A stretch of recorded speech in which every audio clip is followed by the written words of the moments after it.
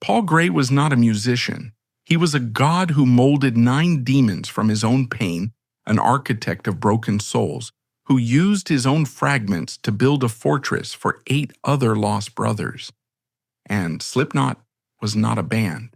It was an exorcism broadcast as audible violence, a chaotic cathedral built not to hide the screams, but to glorify them. But such a cathedral always demands a sacrifice. To keep the demons fed, a constant flow of poison was the price of admission.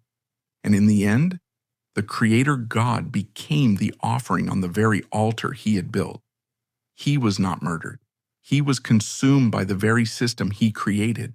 This is not the cliché story of a rock star destroyed by fame. This is the ironic tragedy of a man who built an entire family to cure his loneliness, only to die in absolute solitude.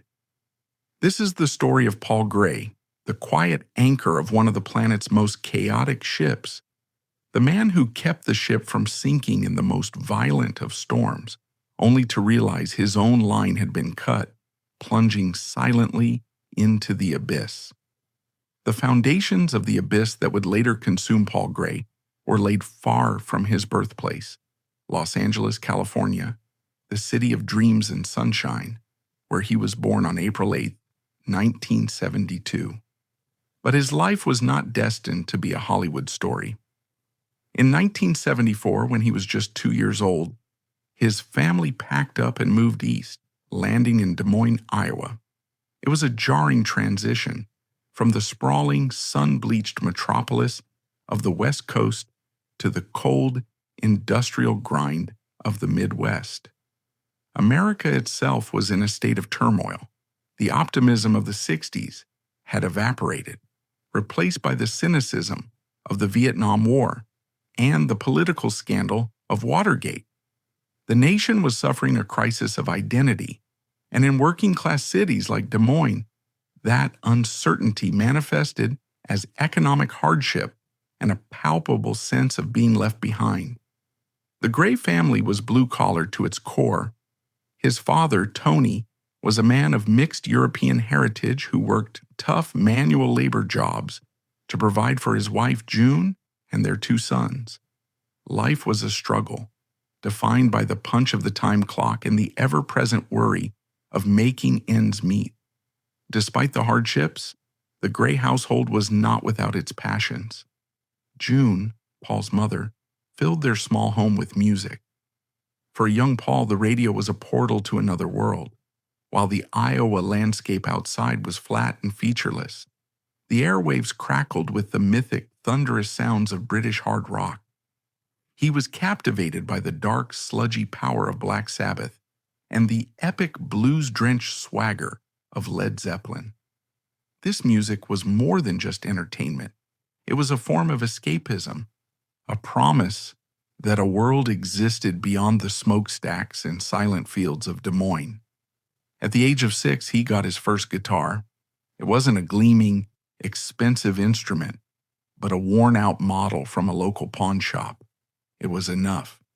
With a fierce determination that would define his entire life, Paul began the painstaking process of teaching himself to play. There were no formal lessons, no expensive tutors.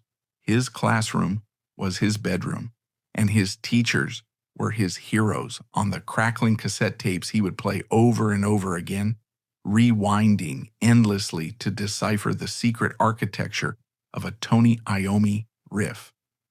This self-taught DIY ethos was bred into him by his environment. In a place like Des Moines, you learn to make your own excitement, to build your own world. But just as he was starting to find his own identity, that world was shattered. When Paul was only 12 years old, his father passed away. The exact details are private to the family, but the impact was seismic and lifelong. The loss of his father plunged Paul into a deep and abiding melancholy, a sense of grief that would become a constant, quiet companion. It also exacerbated his feeling of being an outsider. This loss would create a void that he would spend the rest of his life trying to fill, not with fame or money, but with a family of his own making. He was already a sensitive kid, and now he was a grieving one. The family's financial struggles intensified, and they moved frequently, preventing Paul from ever truly feeling settled. At school, he was an easy target. In the conformist culture of a Midwestern high school in the 1980s, his long hair, his black t-shirts, and his obsession with the dark, aggressive sounds of thrash and death metal made him an outcast. He was labeled the weird kid. The bullying was relentless, but instead of breaking him, it hardened his resolve and pushed him further into his musical sanctuary. The louder and more aggressive the music, the safer he felt. It was armor. It was a language that understood his anger and his pain when no one else did. It was in this period of grief and isolation that he found his true calling. He made a crucial decision to switch from guitar to bass. It's a choice that speaks volumes about his personality. He wasn't drawn to the flashy, ego-driven role of the lead guitarist. He was drawn to the foundation, the low-end frequency that is felt more than it is heard. The bass is the instrument that connects the rhythm to the melody. It is the anchor, the glue. He did not choose the bass. He chose the anchor, desperately grabbing onto the one instrument that could hold his fractured world together. It was a role he was born to play, both in music and in life. The quiet, steadying force holding the chaos together. It was also the cure for his own feeling of being unmoored. He dedicated himself to the instrument, practicing for hours on end, his fingers finding a home on the thick, resonant strings. He briefly tried to formalize his education, joining the orchestra at Roosevelt High School, but he quickly grew frustrated with the rigid structures of classical music. The garage was his conservatory, and the underground was his symphony. The Des Moines he grew up in had no real music industry, no pathway to stardom, but it had a small, fiercely passionate, and completely hidden underground scene. It was a world of Xeroxed flyers, word-of-mouth shows in basements and VFW halls, and a network of tape traders who would pass around demos from emerging bands like Cannibal Corpse and Sepultura. This was Paul's tribe. At just 15 years old in 1987, he formed his first serious band, a raw, chaotic punk metal outfit with the deliberately provocative name of Sudden Infant Death Syndrome. They recorded a demo in 1988, a primitive but furious blast of noise that was his first real statement as a musician. By 1989, at 17, he had moved on to a more extreme local death metal band called Anal Blast. He was no longer just the weird kid. He was becoming a key player in a scene that was slowly, secretly building its own identity. He was developing his signature style, a heavily down-tuned, percussive approach to the bass that was both punishingly heavy and rhythmically complex. He was learning to sync his playing with the thunderous, rapid-fire double bass drumming that was defining extreme metal. Paul Gray, the quiet, grieving boy from the forgotten heartland, was forging the very weapons he would one day use to conquer the world. He was building his own sound, and soon he would start building his own army. The dawn of the 1990s found Paul Gray fully immersed in the Des Moines underground. This was his world, a nocturnal circuit of dimly lit basements, cramped rehearsal spaces, and the occasional chaotic show at a local dive bar. Life was a constant hustle. He worked a series of dead-end jobs to make ends meet, flipping burgers, working in a gas station, anything that would pay for his gear and give him the freedom to play music at night. He was a musical journeyman, a bassist for hire, lending his formidable talent to any project that shared his passion for extreme aggressive music. In 1990, he joined a band called Vex, contributing to their 1991 demo Shadow of Reality. The following year, he made a move that would prove to be one of the most important of his career. He joined a local death thrash band called Body Pit. While the band itself was short-lived, it was here that he forged a crucial creative partnership with two other local musicians who shared his vision and intensity.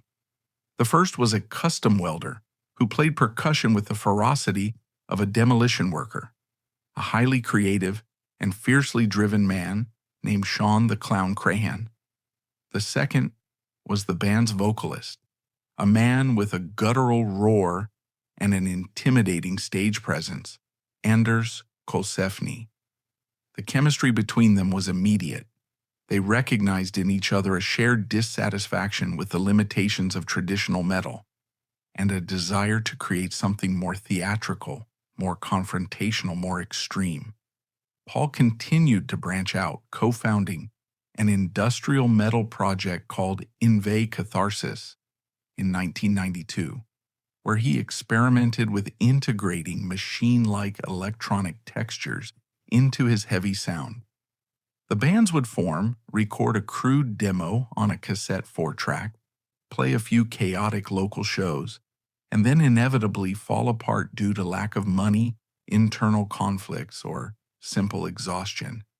It was a frustrating, revolving door existence. But with each project, Paul was networking, learning, and refining his sound. He was a quiet, unassuming presence, but everyone in the small Des Moines scene knew who he was. They knew that if you wanted a bassist who was solid, creative, and utterly dedicated, Paul Gray was the man to call.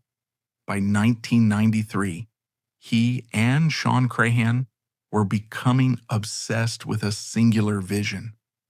They started talking about a new project, an ultimate band that would combine everything they loved, the brutality of death metal, the groove of industrial music, the energy of punk rock, and a sense of theatricality inspired by bands like Kiss and Gwar, but filtered through a much darker, more serious lens. They didn't just want to be a band, they wanted to be an entity. They envisioned a 9-member collective, a percussive heavy ensemble that would create a dense, impenetrable wall of sound. And they had a key aesthetic idea: anonymity. They would wear masks. The masks wouldn't be a gimmick, they would be a statement. They would strip away their individual identities, allowing the music and the collective to become the sole focus. It was a way to channel their shared feeling of being faceless outcasts into a powerful, terrifying new identity. This idea began to slowly coalesce into a reality. In 1995, Paul and Sean decided the time was right to bring their monster to life. They held a series of meetings in the basement of a Sinclair gas station where a young, prodigiously talented local drummer was working the night shift. His name was Joey Jordison. Paul and Sean had seen him play in various local bands and were blown away by his speed, precision, and power. They laid out their vision for him: the 9 members, the percussion, the masks. Joey, who shared their ambition and frustration with the local scene, was immediately on board. With the core of Paul on bass, Sean on custom percussion, and Joey on drums, they began to assemble the rest of the pieces. They brought back their old friend from Body Pit, Anders Kolsefny, to handle vocals. They recruited 2 guitarists, Donnie Steele and Josh Brainerd, to build the wall of riffs. They even began to experiment with more unconventional elements, bringing in a DJ, Sid Wilson, to add scratching and atmospheric samples, creating a layer of sonic chaos that was completely alien to traditional metal. They called themselves the Pale Ones, then briefly Pig System, before finally settling on a name Joey Jordison suggested, taken from a lyric in one of their early songs, Slipknot. The rehearsals, held in the stifling, unfinished basement of Anders Kolsefny's house, became the stuff of local legend. The sound they created was monstrous, a claustrophobic and punishing roar that rattled the foundations of the house and the neighborhood. It was the sound of 9 young men, broke and desperate, pouring every ounce of their frustration and alienation into their music. In this symphony of noise, Paul was the silent conductor. While Sean was the conceptual visionary and Joey the high-speed engine, Paul was a key architect whose foundational riffs and bass lines helped translate their raw energy into music. His foundational riffs and heavy bass lines were the framework upon which all the chaos was built. More than just a musician, he was the diplomatic core, the only one who could communicate with every member, translating abstract ideas and complex rhythms into powerful, coherent songs. He wasn't just playing bass, he was the very glue holding the 9-headed monster together. They were living on nothing. They pooled their money from their menial day jobs to buy cheap equipment and beer. The poverty and the shared sense of purpose forged an intense, unbreakable bond between them.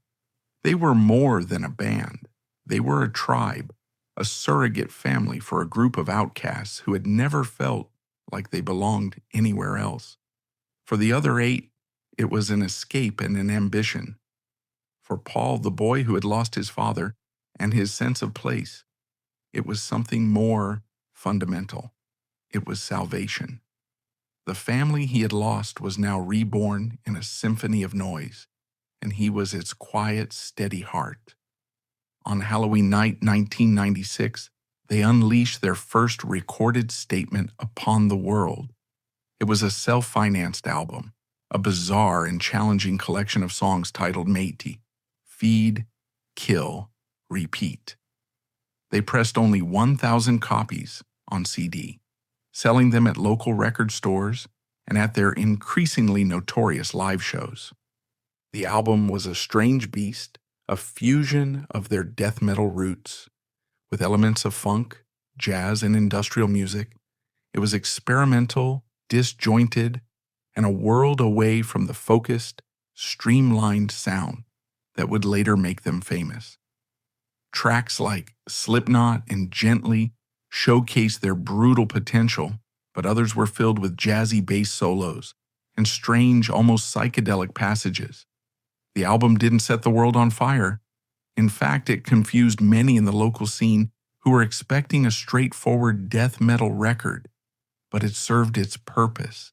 It was a declaration of their ambition, a signal that something deeply strange and powerful was brewing in the cornfields of Iowa. It got them noticed.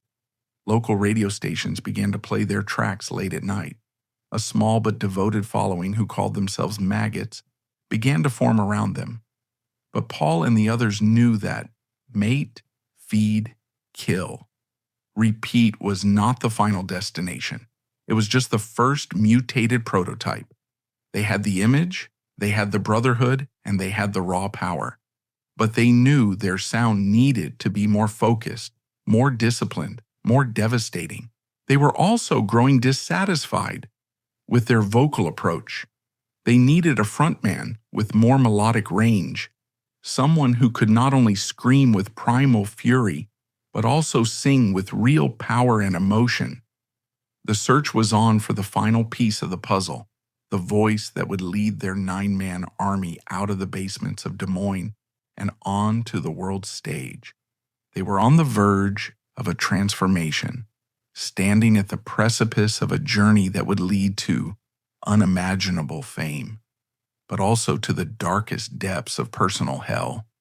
The 9 men from Iowa had forged a brotherhood and created a sound that was utterly their own, a strange, chaotic, and brutal prototype for a musical revolution. But they understood that their raw, untamed fury was not enough. To break out of the basement and declare war on the world, their 9-headed dragon needed a singular, commanding voice. The search for that voice would force them to make a painful choice, testing the bonds of their loyalty and forever altering their destiny. It was a choice that would arm them for the conquest to come, setting the stage for a transformation from a local underground oddity into a global phenomenon. At the close of 1996, the entity known as Slipknot was a purely local phenomenon. They were the undisputed kings of the Des Moines underground, a 9-man freak show whose legend was whispered about in record stores and dive bars across central Iowa. Their self-released album, Mate, Feed, Kill, Repeat, was a strange and ambitious failure, a creative dead end that proved what they were was not yet what they were meant to be. Paul Gray, the quiet architect of their sound, knew this better than anyone. Alongside co-founders Sean Crahan and Joey Jordison, he recognized that they had built a monstrous 9-headed dragon, but it still lacked a crucial element, a voice that could not only roar, but could also command the world to listen. They had the image, the aggression, and the unbreakable brotherhood forged in poverty and shared purpose. But to break out of the cornfields and conquer the world, their sonic assault needed a focal point, a frontman who possessed not just guttural power, but also the melodic intelligence to craft hooks that could cut through their dense wall of noise. Their original vocalist, Anders Kosefny, was a brutal and charismatic performer, a death metal purist who embodied the band's early, primitive rage. But Paul and the others knew their musical vision was evolving beyond those confines. The search for their true voice would be a painful and divisive process, a necessary betrayal that would tear at the fabric of their family, but would ultimately arm their dragon with the fire it needed to burn down the world. And they wouldn't have to look far. The voice they needed was already there, performing in another band on the other side of town. While Slipknot was cultivating its reputation as the most extreme and terrifying band in Des Moines, another group, Stone Sour, was building a following as the city's most polished and professional rock act. Fronted by a young man with a ferocious vocal range and an undeniable star quality named Corey Taylor, Stone Sour was a different beast altogether. Their music was heavy, certainly, but it was rooted in the melodic traditions of bands like Alice in Chains and Soundgarden. Corey was a gifted songwriter and a commanding frontman, known for his ability to seamlessly shift from a soulful melodic croon to a paint-peeling scream. Corey Taylor was well aware of Slipknot. In fact, he had been at their very first official show in 1995. He later recalled the experience as a moment of profound, almost prophetic revelation. He watched as the 9 masked figures, then called the Pale Ones, didn't emerge from backstage but simply walked through the crowd, parting the sea of onlookers through sheer intimidation. When they hit the stage, they unleashed a torrent of noise so extreme and chaotic that it felt more like a riot than a concert. Standing in the front row, a mesmerized Corey Taylor had a single clear thought: I am going to be the singer in this band. 2 years later, that strange premonition would come true. Paul Gray, Sean Crahan, and Joey Jordison had made the difficult decision to seek a new vocalist. They knew Corey from the local scene. Their bands often played the same circuit, and they shared a mutual respect. One evening, they approached him after a Stone Sour gig. The offer they made was less of an invitation and more of a challenge. They didn't ask him to join Slipknot. They asked him to come down to the basement and see if he could survive. Corey was apprehensive. He was loyal to his bandmates in Stone Sour and unsure if his more melodic style would even fit with Slipknot's relentless brutality. But the opportunity was too powerful to ignore. He agreed to a rehearsal. He walked down the crumbling steps into Anders Kosefny's basement, the infamous dungeon where Slipknot had been forged. The 9 members, in their pre-mass stage attire of filth and grime, stared him down. There was no friendly welcome. They handed him a lyric sheet for a new song they were working on, a blistering track called Me Inside. The band kicked into the song at a punishing volume. Corey had one chance to prove himself. He took a deep breath, and he screamed. What came out of him shocked everyone in the room, including himself. It was a raw, unhinged, and desperate roar that perfectly matched the band's sonic fury. He later admitted he blew his voice out almost immediately, but in that moment, it was exactly what they needed. The band members looked at each other. This was it. This was the voice. For Paul Gray, it was the final crucial piece of the puzzle falling into place. Corey's ability to inject moments of twisted melody and raw emotional hooks into their chaos was the key that would unlock their true potential. The decision, however, came at a great emotional cost. Anders Kolsefny, the original voice of their Rage, was demoted to a secondary role on backing vocals and custom percussion. It was a humiliating blow for a founding member.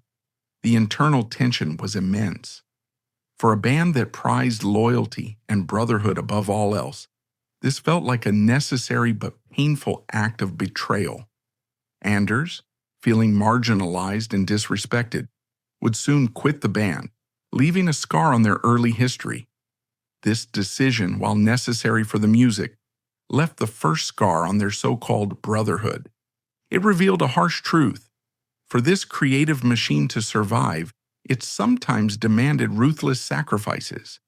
It was a lesson that Paul, who always wanted to keep his family whole, would have to face again and again.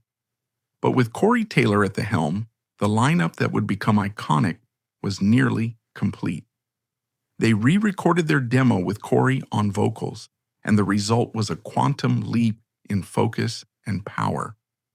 The songs were tighter, heavier, and possessed a new level of anthemic, terrifying catchiness. The nine-headed dragon had found its roar. Now it just needed someone from the outside world to hear it. The journey from a Des Moines basement to a major record label in the late 1990s was a near impossible one. In a pre-internet era, a band's fate often rested in the hands of a few powerful A&R executives and the unpredictable whims of the Postal Service. Slipknot's big break came through a combination of relentless self-promotion and a crucial connection to one of the most respected producers in heavy music, Ross Robinson. Robinson had become a legend for his work, with bands like Korn and Sepultura, pioneering a raw, emotionally charged production style that defined the sound of the emerging nu metal scene.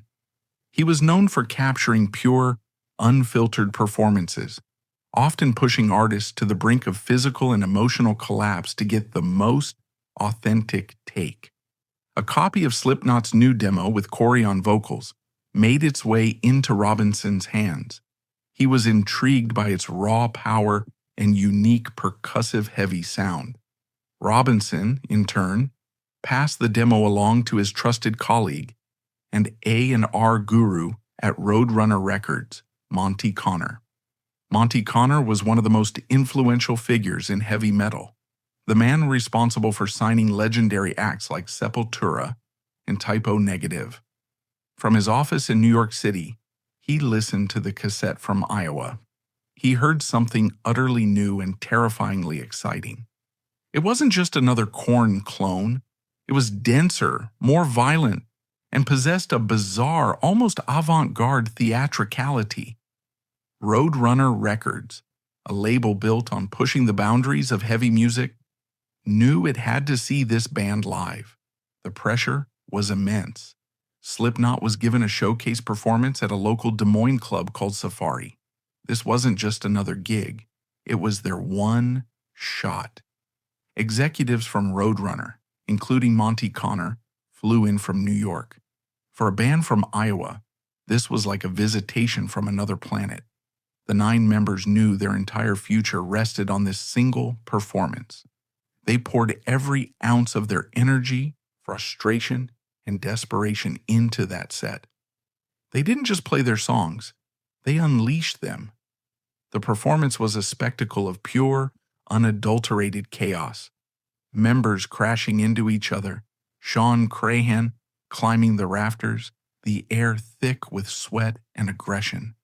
The executives from Roadrunner were not just impressed, they were stunned. They had never seen anything like it. A deal was offered. Slipknot, the outcast freaks from the middle of nowhere, were officially signed to Roadrunner Records. With a record deal secured, the band made its final lineup changes. Guitarist Josh Brainerd, hesitant about the extensive touring that a major label deal would require, left the band. To replace him, Corey Taylor called upon his old friend and bandmate from Stone Sour, a technically gifted and stoic guitarist named Jim Root. At the same time, they solidified their percussive section, bringing in a new member, Chris Finn, to join Sean Crahan on custom percussion. His long Pinocchio-style nose mask, adding another layer of unsettling imagery to their stage show. The 9-member lineup was now set in stone. Paul Gray, who had been a constant presence through every iteration and lineup change, finally had his complete army. The next step was to capture their lightning in a bottle. They were sent to Malibu, California, to record their debut album at the legendary Indigo Ranch studio, with Ross Robinson at the helm. The experience would be a brutal, transformative trial by fire. Indigo Ranch was a studio steeped in rock and roll mythology, a secluded compound tucked away in the canyons of Malibu. But for Slipknot, it would become a psychological torture chamber and a creative crucible. Their producer, Ross Robinson, was not interested in making a clean, polished record. His mission was to capture the raw, violent, and emotionally volatile essence of the band on tape, and he employed a series of unorthodox and often brutal methods to achieve it. The recording sessions for Slipknot's self-titled debut album were less like a professional studio project and more like a form of extreme therapy mixed with a boot camp. And once again, Paul assumed his role, the anchor in the storm. He was the one who could endure Ross's tirades without breaking, the one who could communicate with all the stressed-out members, and the one who translated all that chaos into coherent song structures. He was building a cathedral out of their shared hell. Robinson was a master manipulator, a producer who would do anything to provoke a genuine performance. He would hurl insults at the band members, questioning their talent, their commitment, their very manhood. He would throw potted plants across the room during a take to create an atmosphere of chaos and danger. The environment he cultivated was not one of comfort and creativity, but of tension, anger, and constant simmering conflict. For Paul Gray, a naturally gentle and non-confrontational person, this environment was a stark contrast to his personality, yet he understood its purpose. He and the rest of the band put their complete trust in Ross, submitting themselves to his bizarre process. The physical demands were immense. Joey Jordison recalled that Ross had him drumming so hard while setting up microphone levels that his hands were bleeding before they had even officially started recording. The guitarists, Jim Root and Mick Thompson, were forced to stand and play for hours on end, with Robinson often physically pushing and shoving them to provoke more aggression in their playing. The vocal sessions with Corey Taylor were particularly intense. Ross pushed him to tap into the darkest corners of his psyche, to relive past traumas and channel that raw pain into his performance. Corey has described the process as a fight, both literally and figuratively. Ross would get in his face, screaming, pushing, doing anything to elicit a scream that was not just loud, but was born from a place of genuine anguish. The result is a vocal performance that is utterly harrowing and completely authentic. You can hear the pain, the rage, and the desperation in every syllable. Through this crucible of chaos, the album took shape. Paul Gray's foundational songwriting was the bedrock upon which Ross Robinson built his cathedral of noise. Paul's heavy, syncopated bass lines, locked in tight with Joey Jordison's revolutionary drumming, created a rhythmic pocket that was both inhumanly precise and deeply groovy. On top of this foundation, the guitars, percussion, and samples were layered into a dense, claustrophobic sonic tapestry. They revisited and reworked songs from their demo, transforming them into focused, disciplined weapons. Slipknot became a blistering opening statement of intent. New songs like Eyeless and Surfacing became anthems of alienation and defiance, Corey Taylor's lyrics giving a voice to a generation of kids who felt invisible and enraged. The album they were creating was a perfect storm of technical precision, raw emotion, and pure, unadulterated hatred. As the music was being forged, so too was the final, iconic image of the band. The masks, which had started as a simple concept, evolved into elaborate, personalized extensions of each member's psyche. Sean Crahan's clown mask represented his playful but menacing personality. Corey's was a stark, crash test dummy-like mask with dreadlocks made from his own hair, symbolizing the dehumanization he felt. And Paul Gray chose a pig mask. While he rarely spoke about its specific meaning, it was often interpreted as a symbol of indulgence, of greed, and of the baser instincts of humanity. It was a stark, unsettling image that stood in dramatic contrast to his gentle, kind-hearted nature. It was the perfect visual representation of the band's core philosophy: to take the ugliness and pain of the world and transform it into a powerful, terrifying form of art. They completed the image with identical industrial-style jumpsuits, each bearing a barcode and their individual number, from 0 to 8.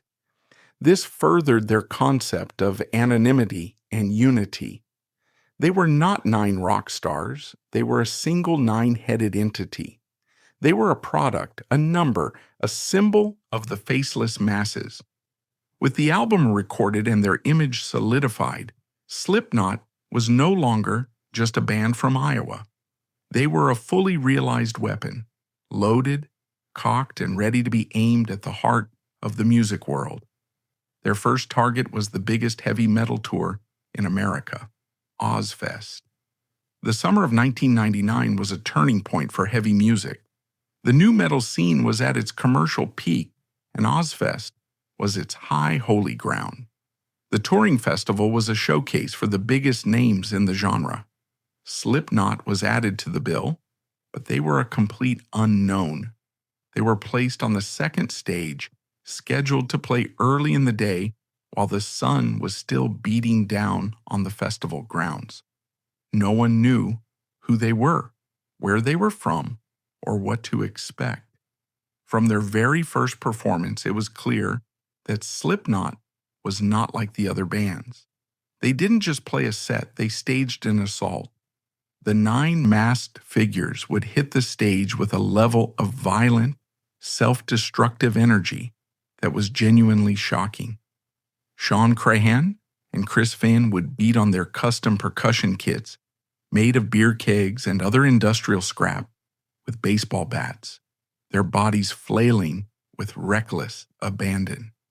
DJ Sid Wilson would stage dive from terrifying heights, often into the front rows of the audience, with little regard for his own safety. The members would crash into each other, spit fire, and create an atmosphere of pure, unscripted mayhem. The violence was not an act, it was a necessary catharsis. Sean Crahan frequently injured himself, once gashing his head open on his own beer keg during the breakdown of the song Eyeless. He recalled later thinking he had been shot swallowing pints of his own blood as he was dragged off stage by paramedics, only to fight to get back on. The music was a product of nightmares, and their stage show was the physical manifestation of those nightmares. Word of mouth spread through the festival grounds like a virus. People who had come to see the headliners were drawn to the second stage by the rumors of this insane masked band from Iowa. The crowds for Slipknot's early afternoon set began to swell, growing larger and more frenzied with each stop of the tour. They were a terrifying and mesmerizing spectacle. After their set, still clad in their sweaty, filthy masks and jumpsuits, the 9 members would walk out into the crowd and hand out free demo tapes connecting with their new fans on a personal level. This mix of terrifying stage presence and humble, Midwestern accessibility was a powerful combination. They were quickly becoming the most talked-about band of the entire summer. Their self-titled album was released on June 29, 1999, right in the middle of the tour. Fueled by the insane buzz from Ozzfest, the album debuted on the Billboard charts and just kept climbing. The music video for Wait and Bleed went into heavy rotation on television. Slipknot was no longer an underground secret. They were a full-blown phenomenon, but the success came at a brutal physical and mental price. The intensity of their live show was unsustainable. Injuries were a nightly occurrence. Sid Wilson famously broke both of his heels after a particularly ambitious stage jump. The constant grinding reality of touring, the endless bus rides, the lack of sleep, the pressure to deliver a life-threatening performance every single night began to wear on them. The 9-headed dragon they had created was a hungry beast, and it demanded to be fed with their pain. For Paul Gray, the gentle soul at the heart of the chaos, this new life was a paradox. He was living the dream he had worked his entire life to achieve. He was in the biggest new metal band in the world, his songwriting connecting with millions of fans. But the relentless pressure and the chronic physical pain from performing took a heavy toll. The old demons of anxiety and depression, the ghosts of his lonely childhood, began to creep back in. To cope with the physical agony and the mental exhaustion, he began to rely more and more on alcohol and painkillers. It started as a way to numb the pain, a way to keep the machine running, but it was the beginning of a dark and treacherous path, an addiction that would grow in the shadows of their explosive success. The world saw a monster in a pig mask. They didn't see the gentle man underneath who was beginning to drown in the very ocean he had always dreamed of swimming in. Ironically, the fortress he built to protect himself from the outside world was now becoming a prison from within. By the end of 1999, Slipknot had achieved the impossible. They had emerged from total obscurity to become one of the most important and successful bands in heavy metal. Their debut album was certified platinum. They had conquered Ozzfest and were now headlining their own sold-out tours across the world. They had taken all their pain, their rage, and their alienation and forged it into a cultural force. But for Paul Gray, the victory was bittersweet. The surrogate family he had built to save himself had become a global enterprise, and the pressure that came with it was immense. The very chaos that had liberated him was now threatening to consume him. The 9-headed dragon was flying high, but its quiet heart was beginning to break. The darkest days were yet to come. They had achieved the impossible dream. The platinum albums, the sold-out world tours, and the adoration of millions were theirs, but the victory felt like a trap. The masks that had once been a symbol of liberation had become a cage, and the global machine they commanded demanded a constant sacrifice of pain and rage. For Paul Gray, the pressure was becoming unbearable, and the quiet coping mechanisms he used in the shadows were growing into a life-threatening crisis. As the band stared down the barrel of creating a second album, they decided the only way to survive the crushing weight of success was to turn on it, to create a monument to their own misery that would test the limits of their band, their bodies, and their sanity. By the turn of the millennium, Slipknot was no longer a band. It was a global force. The nine-headed dragon they had unleashed from the basements of Des Moines had set the world ablaze. Their self-titled debut album was a multi-platinum behemoth, an anthem of alienation for a generation of kids who felt disenfranchised and enraged. The weird kids from Iowa were now on the cover of every major music magazine in the world. They had taken all their pain, their Midwestern isolation, and their collective fury, and they had won. But victory comes at a price. What happens when a band built on a foundation of anonymity becomes famous? What happens when a brotherhood forged in a pact against the world suddenly becomes the world's biggest new commodity? The relentless touring cycle that followed their breakthrough on Ozfest '99 stretched into a brutal, seemingly endless campaign. They were shuttled from continent to continent, playing hundreds of shows, a blur of airports, bus cabins, and chaotic backstage areas. The jumpsuits and masks, once symbols of liberation and unity, began to feel like prisons.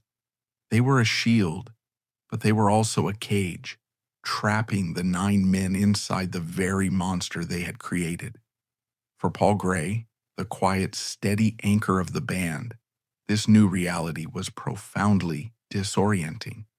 He had craved the camaraderie and sense of purpose the band provided, but he had never sought the suffocating glare of fame. The nonstop motion and the nightly ritual of summoning pure, violent rage on stage was physically and emotionally draining. The chronic pain from injuries sustained during their explosive performances became a constant companion.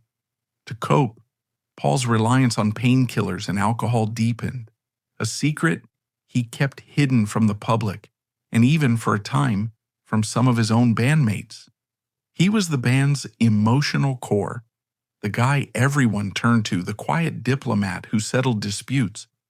But as the machine grew bigger and the pressure mounted, who was there for him to turn to? He retreated further into himself, the gentle soul becoming a ghost within his own success story. The world saw the triumphant monster, but they couldn't see the man inside, who was quietly beginning to break. As the label began demanding a follow-up to their monumental debut, the 9 members decided to channel all of this new pressure, this burgeoning self-hatred, and their disgust with their own fame into their next record. They made a pact. They would create an album so heavy, so hateful, and so musically suffocating that it would be an act of career suicide. They would call it Iowa. In early 2001, Slipknot returned to Sound City and Sound Image Studios in California to record their second album, once again with producer Ross Robinson. But the atmosphere was profoundly different from the chaotic but unified sessions of their debut. The band that entered the studio was fractured, exhausted, and filled with a simmering animosity, not just towards the world, but towards each other. The recording of Iowa was not a creative process, it was an exorcism. It was, by all accounts, the darkest period in the band's history.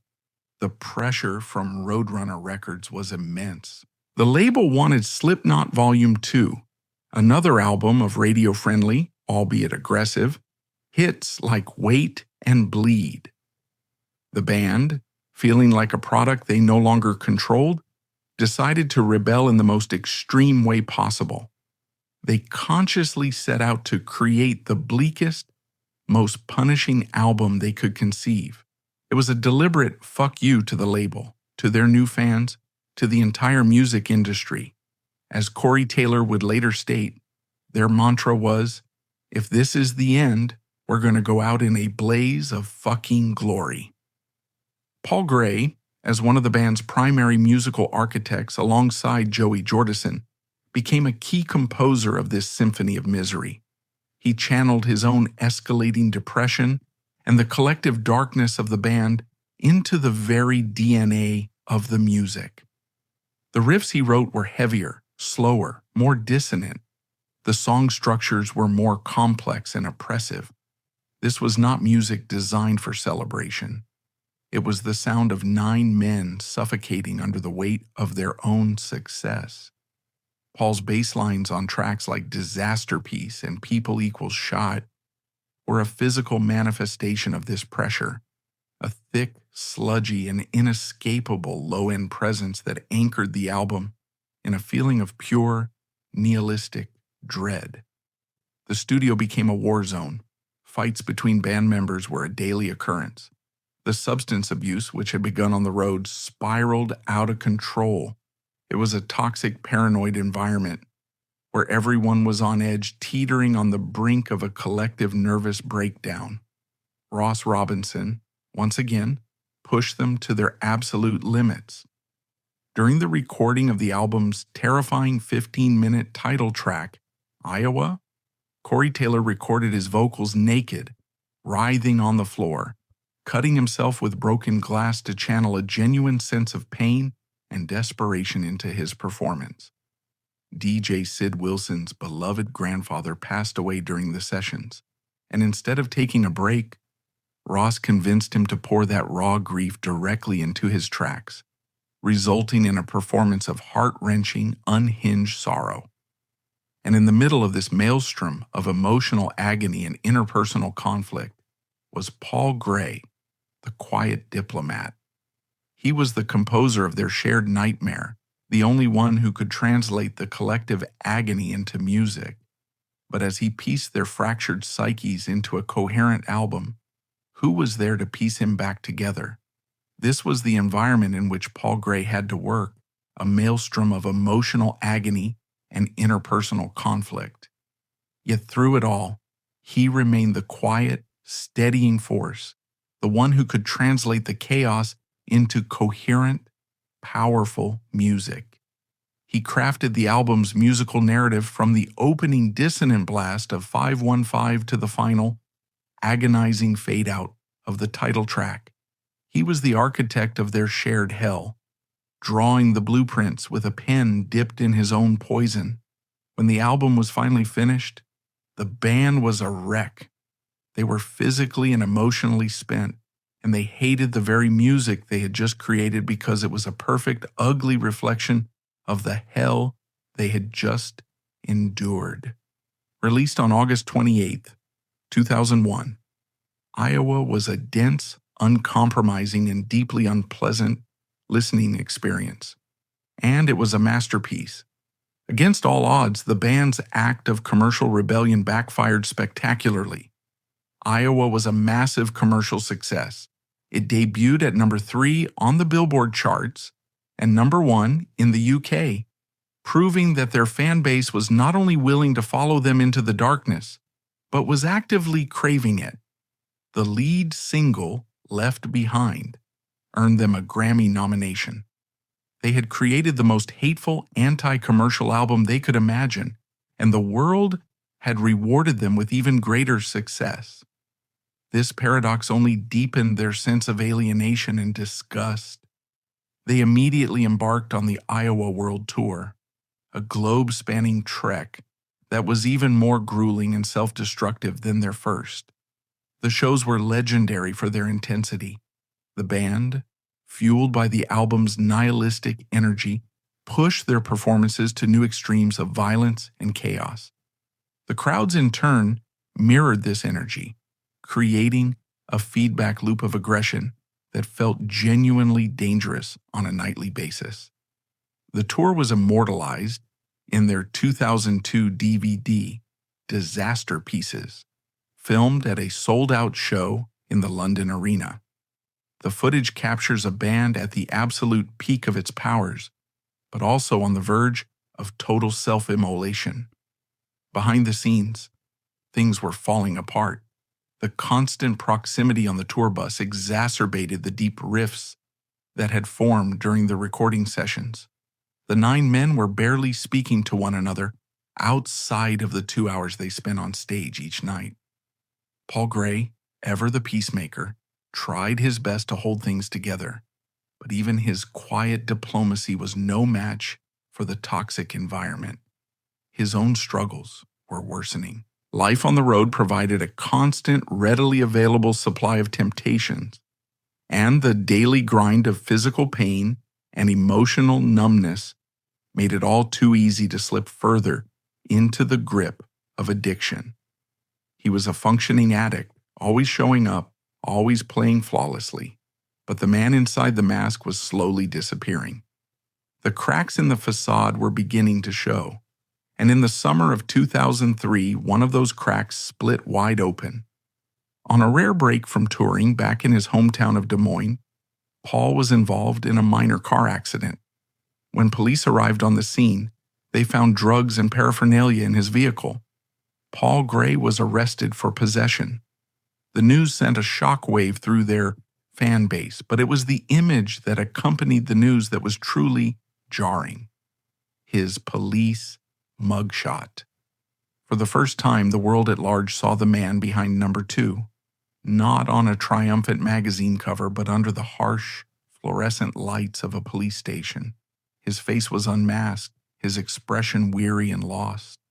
The mask was finally torn away, revealing not a pig, but a lost boy drowning in the silence inside the cathedral of noise he had built. It was a moment of profound, unwilling vulnerability. The anonymous monster from the stage was suddenly undeniably human, a man with a problem. For Paul, the arrest was a moment of deep humiliation, a public airing of his most private battle. It was a wake-up call, but it was also a brand of shame that would follow him. The public unmasking was complete, and it revealed a man who was in desperate need of help. The Iowa tour finally staggered to a halt in late 2002, and the 9 members of Slipknot scattered as if fleeing the scene of a crime. The band was, for all intents and purposes, broken. The animosity was so thick that they couldn't stand to be in the same room. They announced an indefinite hiatus, and for a long time it seemed like Slipknot was finished. The members threw themselves into side projects, a way to cleanse their palates and escape the suffocating darkness of their main band. Corey Taylor and Jim Root resurrected their old, more melodic rock band, Stone Sour, which quickly achieved significant commercial success. Joey Jordison formed a horror punk band called the Murder Dolls. Sean Crahan started an experimental project called To My Surprise. Sid Wilson became a solo DJ. For the first time in years, the 9-headed dragon was dormant, its various heads finally free to pursue their own paths. For the others, the side projects like Stone Sour and the Murder Dolls were a creative release, a chance to breathe. But for Paul, the band's silence was a death sentence. His lifeline, his entire sense of purpose, had been cut. The machine had stopped and he was left adrift, exiled from the only family that truly understood him. In that silence, his inner demon screamed louder than ever.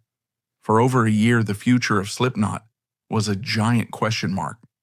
Most insiders and fans believed the band had imploded under the weight of its own darkness. But time began to heal some of the wounds. The members started communicating again, first through managers, then through tentative phone calls. They realized that despite the pain and the conflict, the unique, powerful entity they had created together was too important to let die. They decided to try again. But they knew they could not go back to the hell that was Iowa. They needed a new approach, a new environment, and a new producer to guide them. They found their answer in the enigmatic Zen master of music production, Rick Rubin. In 2003, the 9 members of Slipknot reconvened in Los Angeles to begin work on their 3rd album. On the recommendation of Rick Rubin, they moved into the Houdini Mansion, a sprawling, dilapidated estate in Laurel Canyon, rumored to be haunted. The hope was that a new, unconventional environment would break them out of their old, destructive patterns. However, the recording process for what would become Volume 3, the subliminal verses, was just as dysfunctional as the Iowa sessions, albeit in a completely different way. Rick Rubin's production style was famously hands-off. Unlike the confrontational, in-your-face approach of Ross Robinson, Rubin was a more distant spiritual guide. He was often absent from the studio, leaving the band to work through their issues on their own. The sessions were not a hot war like Iowa, but a cold one. The members were still so estranged that they often recorded their parts separately. Corey Taylor would record his vocals, with only the engineer present. The full 9-member band was rarely in the same room at the same time. It was a fractured, disjointed process, but it slowly began to yield results. Freed from the self-imposed pressure to be the heaviest band on the planet, they began to experiment. For the first time, they incorporated acoustic guitars, intricate melodies, and more atmospheric experimental song structures. Paul Gray, once again, was at the heart of this evolution. He began writing bass lines that were more nuanced and melodic, exploring a musicality that had been suppressed by the sheer brutality of their previous work. He was instrumental in crafting the album's diverse sonic palette, from the blistering thrash of The Blister Exists to the slow-burning psychological horror of The Virus of Life, and the unexpected sorrowful beauty of the acoustic ballad Vermilion Part 2. The album's lead single, Duality, was a perfect encapsulation of this new direction. It was still brutally heavy, but it was built around an infectious, anthemic chorus that was impossible to ignore. It was the sound of a band that had been to the abyss and had returned, not necessarily healed, but profoundly changed. They had survived themselves. Volume 3, The Subliminal Verses, was released in May 2004. It was met with critical acclaim and massive commercial success, debuting at number 2 on the Billboard charts. The album showcased a musical maturity that many critics thought was beyond them. They followed it with another successful world tour, this time with a more professional, less self-destructive approach. In 2006, their song Before I Forget, a powerful track from Volume 3, won them their first and only Grammy Award for Best Metal Performance. It was a moment of ultimate validation. Slipknot had gone from a reviled, misunderstood freak show to a Grammy-winning, critically respected institution. They had faced down their own darkness and had emerged not unscathed, but stronger, more resilient, and more musically adventurous. They had proven to the world and to themselves that they were more than just one-dimensional rage. For Paul Gray, this period represented a fragile peace. The band was stable, the success was undeniable, and he was being recognized for the incredible scope of his songwriting. He was married, and the public perception was that he had conquered the demons that led to his 2003 arrest. But addiction is a patient and insidious enemy. While the external chaos of the band had subsided, Paul's internal war raged on, fought in quiet moments, away from the stage lights and the cheering crowds. The band had found a new, more sustainable way to exist, but the cycle of recovery and relapse would continue to be the most difficult battle of his life. They had reached a new peak, but for Paul, the ground beneath his feet was still dangerously unstable. He had helped his brothers navigate through hell and reach the peak of validation, but his own war continued, fought in silence. The war was seemingly over. Having survived the self-inflicted wounds of Iowa and emerged with a Grammy-winning display of musical maturity, Slipknot had proven their resilience. They were no longer just a flash of violent energy, but a stable, enduring force in modern music. Yet, this newfound stability brought a professional distance that for Paul Gray created a new kind of isolation. As the band prepared for the final act of their original lineup, the illusion of peace masked a quiet, desperate battle. The stage was set for their biggest commercial triumph, but it would also be the backdrop for the last, tragic chapter in the life of the man who was, and always would be, their soul. To survive is a victory. By the mid-2000s, Slipknot had done more than just survive. They had prevailed. They had weathered the hellfire of their own creation during the Iowa era, faced a complete and bitter disintegration, and had been reborn with volume. 3. A work of newfound maturity that earned them a Grammy Award. They had transformed from a reviled cultural menace into a respected institution of a band. They had stared into the abyss and had managed to step back from the edge, but for Paul Gray, the band's quiet founder and musical heart, the abyss was never far away. His victory was more precarious, his peace a fragile truce in a long and brutal war fought in silence. His addiction was a shadow that lengthened and receded but never truly disappeared. As the band prepared to write and record their fourth studio album, they stood at another peak, a plateau of stability and global success. But for a man like Paul, who had spent his life battling the ghosts of loss and depression, stability could be its own kind of danger. The final chapter of his life would be a testament to his incredible creative spirit, but also a heartbreaking chronicle of a man who, having built a fortress for his 8 brothers to weather any storm, could not ultimately save himself from the storm raging within. In 2007, Slipknot began the process of creating what would become their 4th album, All Hope Is Gone. For the first time, they chose to record in their home state of Iowa, a symbolic return to their roots. But the brotherhood that had been forged in the basements of Des Moines was now a very different entity. The 9 men were now successful professionals in their 30s, with families, mortgages, and separate lives. The old unified gang mentality was gone, replaced by a strained and often distant working relationship. The recording sessions were notoriously fractured. Instead of working together in one room, the band often split into smaller groups.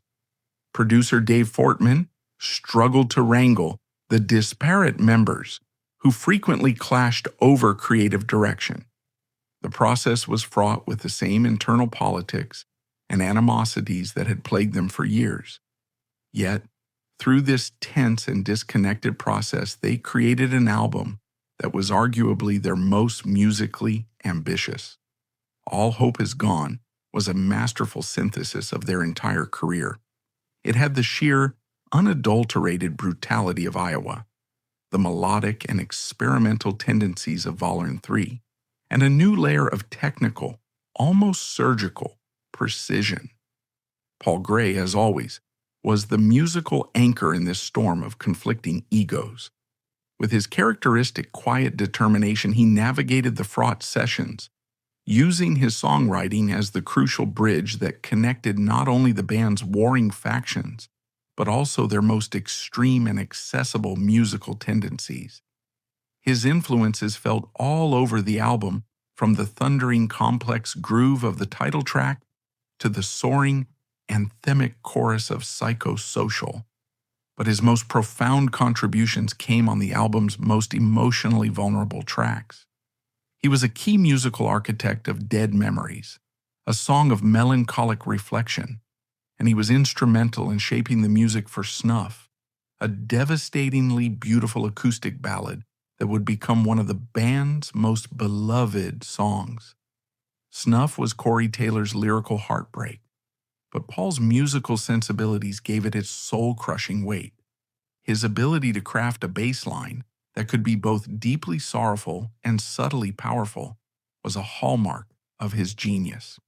He proved once again that he was the emotional core of their sound, a master of expressing the nuances of pain, not just the explosive release of rage. When All Hope Is Gone was released in August 2008, it became the band's first album to debut at number 1 on the Billboard 200 chart. It was a monumental commercial achievement, cementing their status as one of the biggest rock bands on the planet.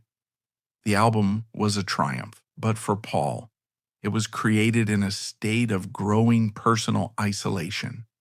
The world tour that followed was the biggest and most successful of their career. They headlined festivals, sold out arenas, and delivered a slick, powerful, and professional show night after night. The raw, self-destructive chaos of their early days was gone, replaced by the well-oiled precision of a veteran band at the top of their game. But behind the pig mask, the band's quiet anchor was becoming a ghost in his own machine, performing his duties with professional precision while wrestling a private war no one could see. This tour was a victory lap, a celebration of everything they had built over the past decade. It was also the last time the 9 founding members would ever share a stage together. After the tour concluded in late 2009, Slipknot once again went on an extended hiatus. The members scattered to their various side projects and family lives, a now familiar pattern, but this time, the silence that followed was different. It felt more permanent, and for Paul it was profoundly dangerous. Throughout his life, the rigid structure of the band, the cycle of writing, recording, and touring, had been both a source of pressure and a lifeline. It gave him a purpose, a focus, and a family that depended on him. Without it, he was left untethered, alone with his thoughts and his disease. His final years were a quiet, desperate, and lonely struggle. His addiction to heroin and prescription drugs, particularly fentanyl, a synthetic opioid far more potent than morphine, took a devastating hold. His wife, Brenna, who was now pregnant with their first child, watched in horror as the man she loved slipped away. She, along with members of the band and his family, staged interventions. They pleaded with him.